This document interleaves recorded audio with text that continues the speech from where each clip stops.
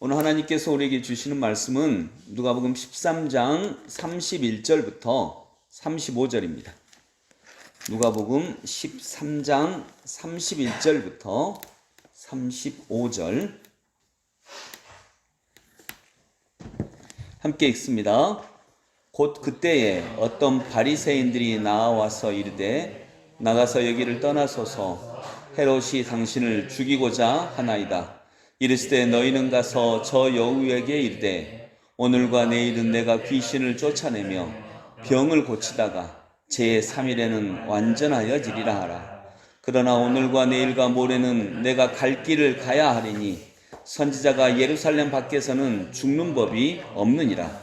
예루살렘아 예루살렘아 선지자들을 죽이고 내게 파송된 자들을 돌로 치는 자여, 암탉이 제 새끼를 날개 아래에 모음같이 내가 너희 자녀를 모으려 한 일이 몇 번이냐. 그러나 너희가 원하지 아니하였도다. 보라, 너희 집이 황폐하여 버림받으리라. 내가 너희에게 이르노니 너희가 주의 이름으로 오시는 일을 찬송하리로다 할 때까지는 나를 보지 못하리라 하시니라. 아멘. 네, 오늘도 주님과 함께 동행하시는 하루가 되기를 소망합니다. 네. 여러분, 사람은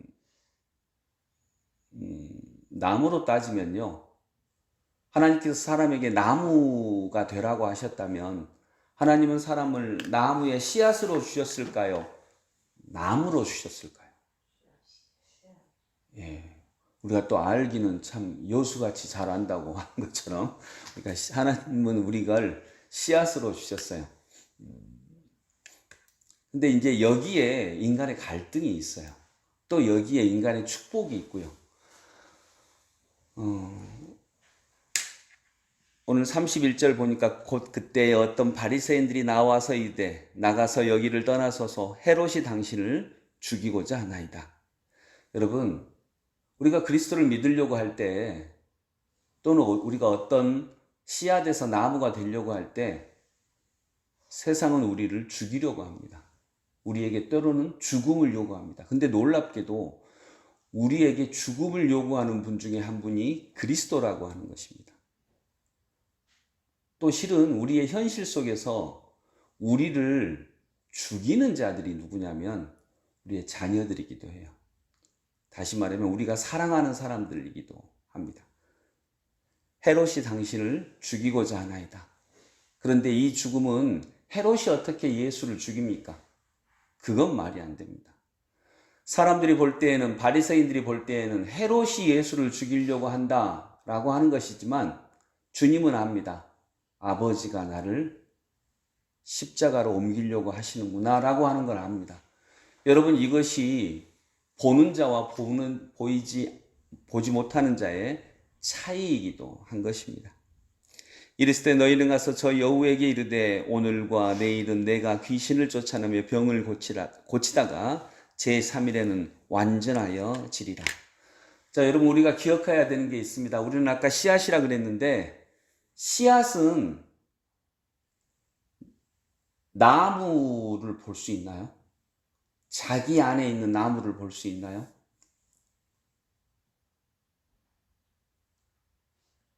씨앗은 자기 안에 있는 나무를 볼 수가 없어요. 씨앗은 나무예요.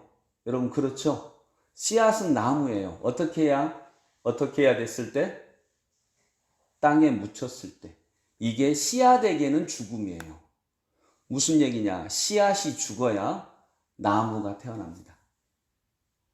다시 말하면 씨앗은 죽음을 통해 나무가 됩니다. 그래서 씨앗에게는 뭐가 필요할까요? 여러분, 씨앗은 죽음을 통해 나무가 되는데 씨앗은 아까 나무를 볼 수 있다고요? 못 본다고요? 씨앗은 자기 안에 있는 나무를 못 봐요. 그러니 씨앗에게 필요한 게 뭘까요? 믿음이 필요한 것입니다. 왜냐하면 못 보니까요. 씨앗은 자기가 나무인 걸 안다 할지라도, 대부분은 모르고요, 안다 할지라도 씨앗은 자기가 나무라고 하는 것을 못 봐요.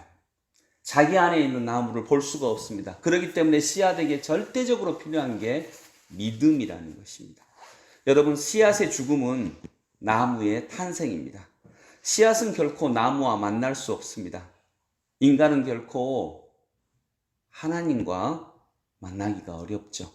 인간은 숨겨져 사라질 때 하나님이 내려오시는 것입니다.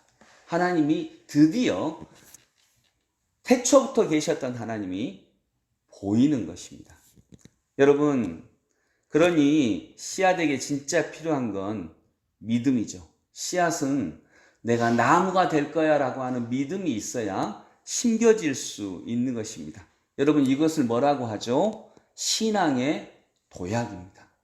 여러분, 신앙에는 도약이 있습니다. 한번 이렇게 서서히 자라나는 것도 있지만 도약이 있습니다. 도약도 있습니다. 완전히 존재 자체가 달라지는 도약도 있습니다. 이것이 심겨질 때 씨앗의 입장에서는 땅속으로 들어가서 이제 나는 죽는구나 라고 하는 것과 같은 시기가 필요하다는 것입니다.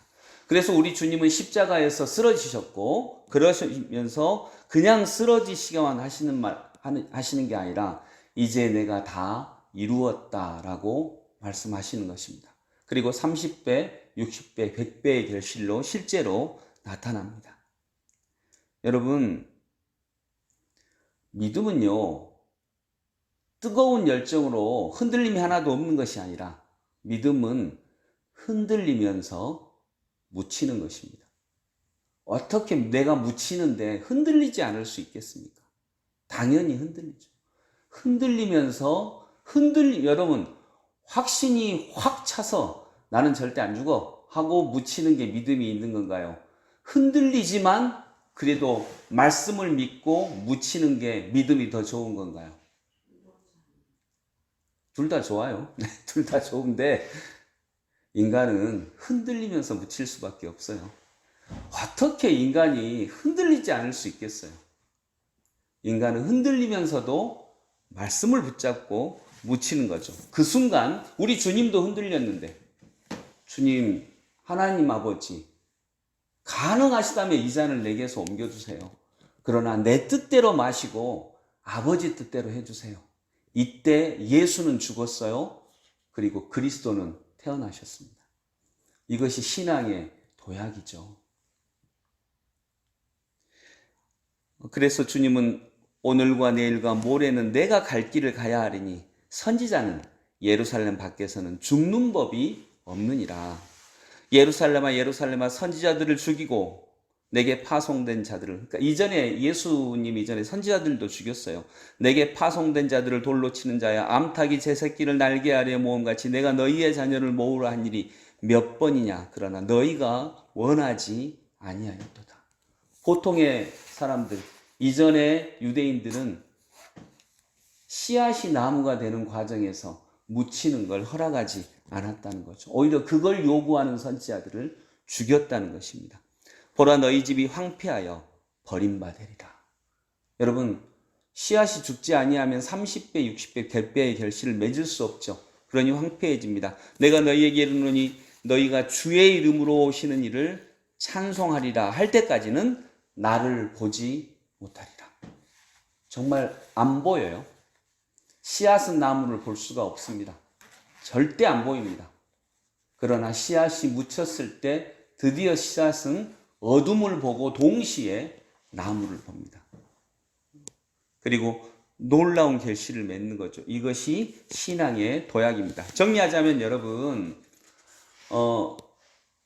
예수님은, 또 우리들은요, 우리가 신앙 안에서 죽는 것은 그냥 죽는 것이 아닙니다. 주님은 죽음을 통해 그리스도가 되셨습니다. 여러분, 우리의 믿음 생활은 반드시 도약이 있는데, 이 도약은 희생을 통해, 헌신을 통해, 죽음을 통해 옵니다. 죽음은 우리를 변화시킵니다. 죽음은 죽는 게 아니에요. 죽음은 우리를 변화시킵니다. 나를 변화시키는 것을 넘어서서 우리를 변화시킵니다. 왜냐하면 그때 30배, 60배, 100배 수없이 많은 씨앗이 내 안에서 쏟아지고 엄청나게 큰 나무가 나오기 때문입니다. 그래서 죽음은 죽음만이 아닙니다. 죽음은 변화를 가져옵니다. 다른 존재를 가져옵니다. 그래서 어느 누구도 죽음 없이 살아갈 수 없습니다. 새롭게 새롭게 태어날 수 없는 거죠. 그래서 우리는 부활과 변화와 이런 데에 대한 대가를 치러야 하는 것입니다. 우리는 다시 태어나려면 죽어야 합니다. 우리는 하나님을 얻으려면 잃어버려야 합니다. 잃어버려야 해요. 저는 우리 용현이가 제가 이전에 집에 있을 때 나한테 내가 그걸 기억을 해요. 왜냐면 그때 참 여러분 믿기지 않겠지만 우리 영현이가 어릴 때 귀여웠어요. 지금은 전혀 아멘이 안 되시죠. 우리 영현이가 그래도 어릴 때 귀여웠어요. 그래가지고 아빠한테 아빠 물 좀 주세요 하던 때가 기억이 나요. 컵이 그 싱크대 위에 있는데 그걸 키가 작아가지고 그 컵을 내릴 수가 없었거든요.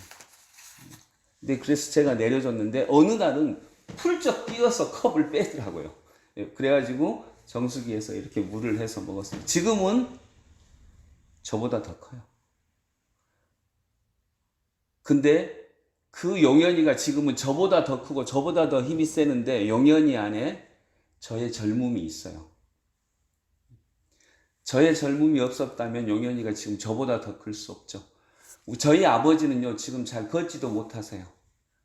근데 저의 이 세월 안에, 그리고 우리 용현이 안에도 아버지의 걷는 것이 문제가 아니라 엄청나게 힘을 쓰시면서 일하셨던 저희 아버지의 젊음이 있죠.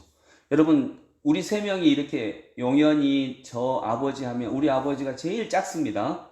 그 다음에 저 용현이가 제일 커요. 저는 이게 참 신비로워요. 요만했던 아이가 어떻게 지금 제일 나보다 더 커질 수 있을까? 여러분, 이게 삶의 신비입니다. 근데 그 안에는 우리 용현이가 잘 자랐어 이것만이 아닙니다. 하나님이 계십니다. 저도 있고 아버지도 있고 쭉 올라가다 보면 하나님도 있는 거죠. 여러분, 그래서 씨앗은 나무를 볼 수 없습니다. 그래서 씨앗에게 필요한 게 믿음입니다. 보이지 않을까요? 믿음이 있어야 씨앗은 묻힐 수 있습니다. 청춘을 바칠 수 있습니다. 자식을 위해 시간을 드릴 수 있습니다. 헌신하고 희생할 수 있고요. 여러분, 가족들을 위해 그런 희생이 필요할 때도 있을 것입니다. 그때 믿음을 가지시기 바랍니다. 또 예수 그리스도를 위해 그때 희생이 필요할 때도 있을 것이고, 내 신앙과 내 삶의 도약을 위해서도 필요할 때가 있을 것입니다. 그때 느끼는 감정은 고독입니다. 외로워요. 여러분, 예수님은 외로웠습니다. 그 외로움을 통해 굉장히 내 속에 있는 나무를 보고 믿고 나아갈 수 있는 하나님의 백성들이 되시길 소망합니다. 기도하겠습니다. 아버지 하나님, 은혜를 감사합니다. 외로우셨던 예수님을 생각합니다. 예수님 외로우셨습니다. 그러나 그 외로움 때문에 그 곁에는 하나님이 계셨습니다. 그리고 예수님은 나무가 되셨습니다. 나무 위에 달려서 영원히 푸르는 나무가 되셨습니다. 주님, 이런 삶의 신비를 믿고 나아가는 저희 모두가 되게 하여 주옵소서. 예수 그리스도 이름으로 기도드립니다. 아멘.